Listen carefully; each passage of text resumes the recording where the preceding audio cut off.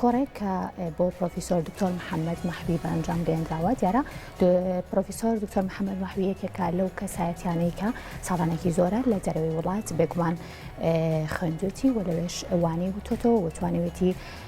کار لەسەر ستانداردکردنی زمانی کوردی بکات و لە بەشێک لە کتێبەکانی خۆشی هەمیشە ئاماژێ بۆ کردووە دیارە هەر بۆ ئەمساڵ ئەمە دووەمین کارێتی یاخۆ بڵێن دووەمین کۆڕێتی کە بۆ ستانداردکردنی زمانی کوردی بە ئەنجام دەگەێنێت. وا بڕیارە سبەینێ ئێوارە کۆڕێک بە ناونیشانی پێویست بوون بە ستانداردکردنی زمانی کوردی بۆ پرۆفیسۆر